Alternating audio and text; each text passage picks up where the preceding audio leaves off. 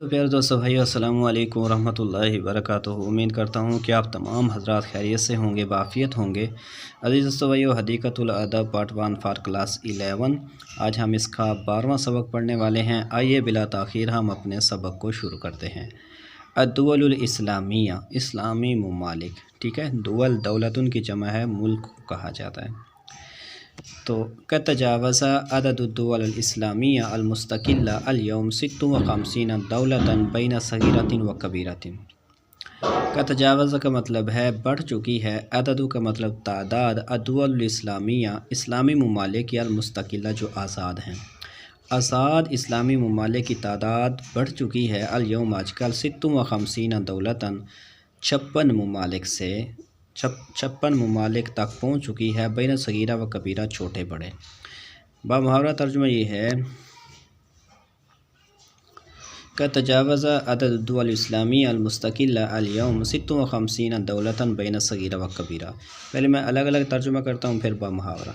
کا تجاوز کا مطلب ہے بڑھ چکی ہے، عدد کا مطلب ہے تعداد، الدول کا مطلب ہے ملک، الاسلامیہ کا مطلب ہے اسلامی، المستقلہ کا مطلب ہے آزاد، اليوم کا مطلب ہے آج، 56 کا مطلب ہے 56، دولتاً کا مطلب ہے ملک، صغیرہ کا مطلب ہے چھوٹے، کبیرہ کا مطلب ہے بڑے۔ وقد حصلت کل دولت علی عضویت فی الامم المتحدہ۔ پہلے الگ الگ ترجمہ۔ وقد حصلت کا مطلب ہے حاصل کر چکا ہے، کل دولت ہر ملک حاصل کر چکا ہے، علی عضویہ، عضویہ کہتے ہیں رکنیت کو، فی الامم المتحدہ، امم المتحدہ سے مراد اقوام متحدہ۔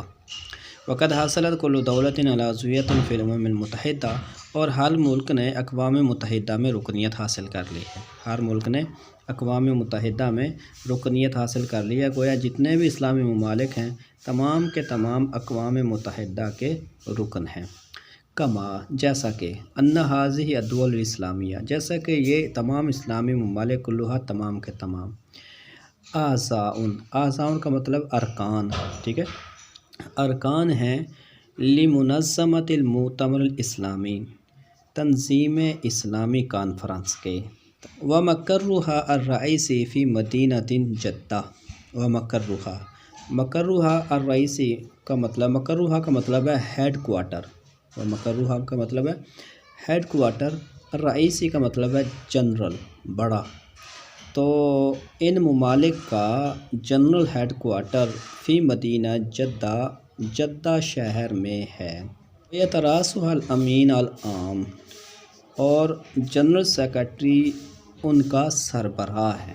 الذی ينتخب بعد کل 4 سنوات بالتناوب من الدول الاسلامیہ الافریقیہ او الآسیویہ شاو الدول الاسلامیہ العربیہ، ٹھیک ہے۔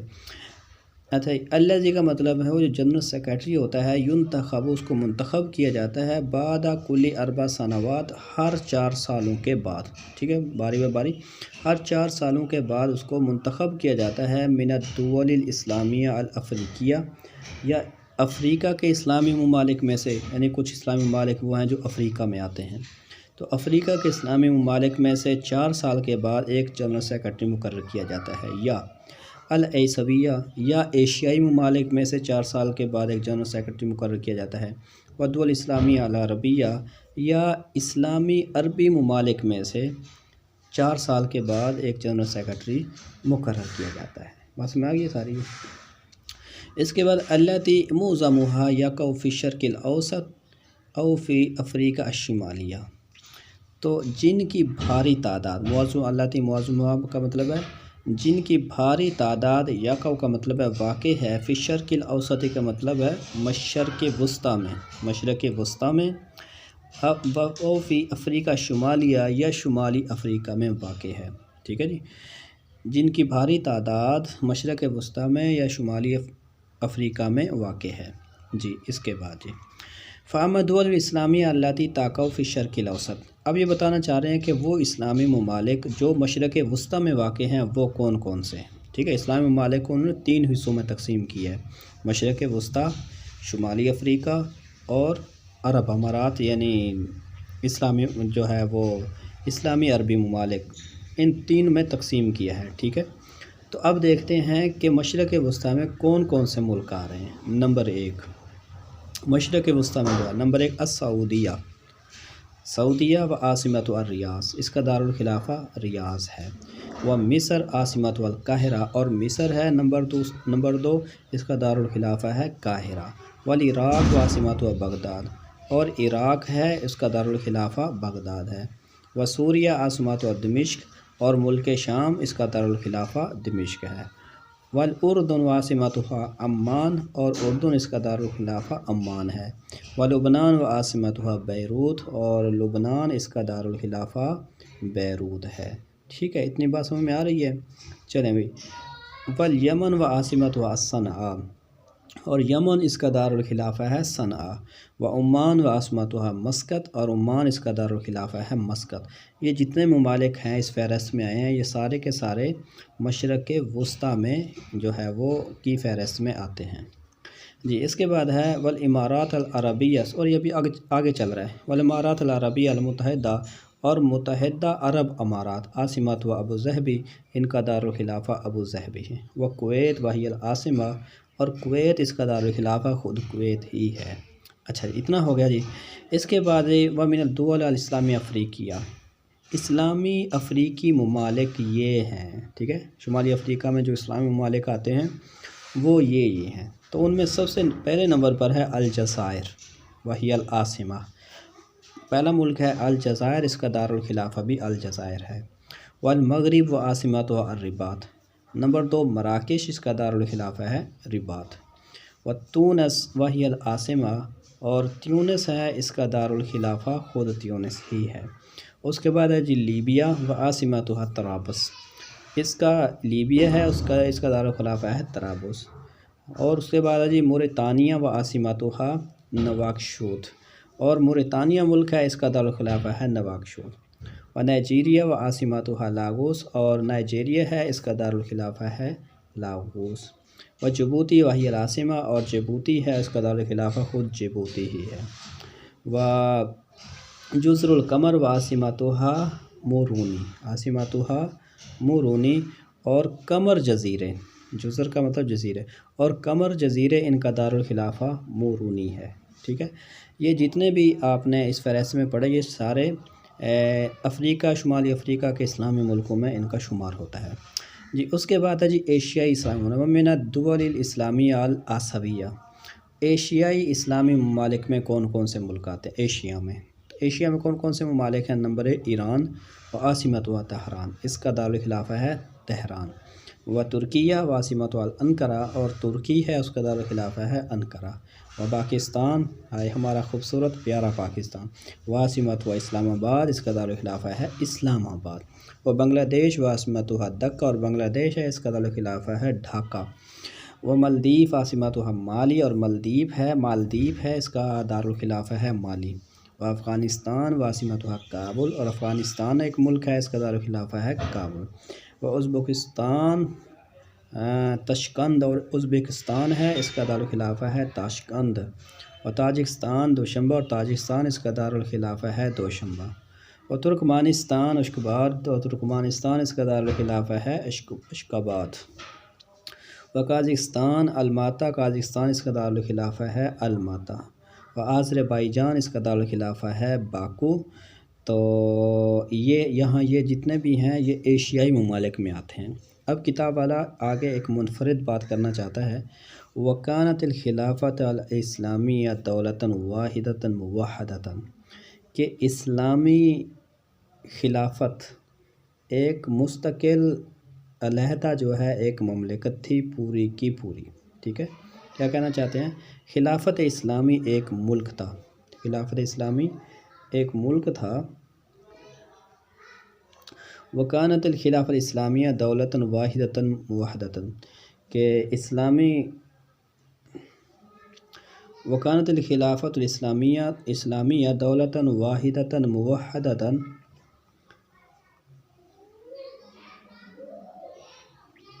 کہ خلافت اسلامی ایک ملک تھا۔ وکانت عاصمتها الاولی ہی المدینہ المنورہ، اور اس کا پہلا دارالخلافہ مدینہ منورہ تھا جو نبی کریم صلی اللہ علیہ وآلہ وسلم نے قائم کیا۔ ثم دمشق حتی العصر العباسی، پھر دمشق اس کا دارالخلافہ بن گیا حضرت امیر معاویہ رضی اللہ عنہ کے زمانے میں، یہاں تک کہ عباسی عہد آ گیا، حتی العصر العباسی، یہاں تک کہ بنو عباس کا زمانہ آ گیا۔ فیہ انقسمت الخلافہ الاسلامیہ، اس عباسی دور میں اسلامی خلافت تقسیم ہوگی، ٹھیک ہے۔ تقسیم کیسے ہوئی؟ الی الخلافہ العباسیہ فی بغداد، بغداد میں خلافت عباسی قائم ہوئی، والفاطمیہ فی تونس، اور تیونس میں فاطمی خلافت قائم ہوئی، ثم فی القاہرہ، پھر قاہرہ میں، ٹھیک ہے۔ فاطمی خلافت پہلے تیونس میں قائم ہوئی اور اس کے بعد قاہرہ میں قائم ہوئی۔ وإلی الأمویہ فی قرطبۃ الاندلس، اور اموی خلافت اندلس کے شہر قرطبہ میں قائم ہوئی، ٹھیک ہے۔ اس طرح یہ اسلامی حکومت، اس طرح پھر خلافت اسلامی تقسیم ہوگی۔ ثم قامت الخلافہ العثمانیہ، پھر خلافت عثمانی قائم ہوئی، واستمرت الی سنہ، اور یہ تقریباً 1923 تک قائم رہی، خلافت عثمانی تقریباً 1923 تک قائم رہی۔ وتفرق العالم الاسلامی بعد نہایت الدولہ العثمانیہ، پھر عثمانی حکومت کے خاتمے کے بعد عالم اسلام کا شیرازہ بکھر گیا۔ جب عباسی حکومت ختم ہوئی تو پھر عالم اسلام کا شیرازہ بکھر گیا۔ واحتل الاستعمار الغربی معظم بلادہ، اس کے بعد بہت سے علاقوں پر مغربی طاقتوں نے قبضے کر لیے، مغربی سامراجوں نے مغربی طاقتوروں نے ان کے اوپر قبضے کر لیے، بڑے بڑے اسلامی ممالک کے اوپر۔ وکانت نہایت الحرب العالمیہ الثانیہ ہی بدایت تحرر العالم الاسلامی و استقلالیہ، ٹھیک ہے۔ کہہ رہے ہیں کہ دوسری جنگ عظیم کا خاتمہ، وکان نہایت کا مطلب ہے خاتمہ، الحرب العالمیہ الثانیہ دوسری جنگ عظیم، دوسرے جنگ عظیم کا خاتمہ، ہی بدایت تحرر العالم اسلام استقلالیہ، یہ اسلامی دنیا کی آزادی اور خود مختاری کا آغاز ثابت ہوا۔ دوسری جنگ عظیم کے بعد اسلامی دنیا کو آزادی اور خود مختاری ملنا شروع ہو گئی۔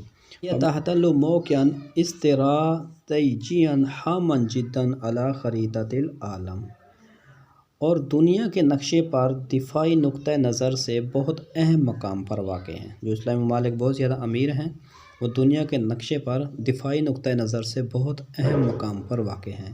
مما یضیف الی مکانۃ العالم الاسلامی و اہمیتہ، اس بات نے عالم اسلامی کے مقام اور ان کی اہمیت میں اضافہ کر دیا ہے، ٹھیک ہے، کیونکہ وہ دنیا کے نقشے پر ان کی جو لوکیشن ہے وہ بہت ہی زیادہ پاورفل ہے، تو اس وجہ سے اسلامی جتنے بھی عالم اسلام ہیں ان کا مقام اور ان کی اہمیت میں بہت زیادہ اضافہ ہوا ہے۔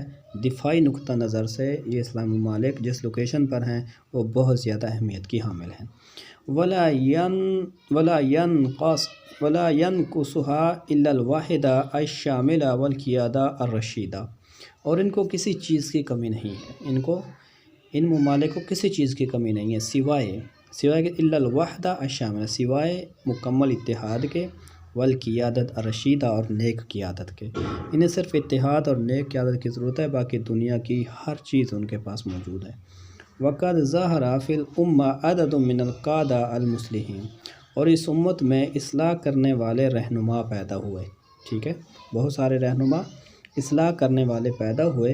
وبذلوا جہودا جبارۃ فی ایقاظھا والدعوۃ الی اصلاحھا ووحدتھا علی اسس قویہ ومبادئ مما جاء بہ رسول اللہ الاسلام محمد صلی اللہ علیہ وآلہ وسلم۔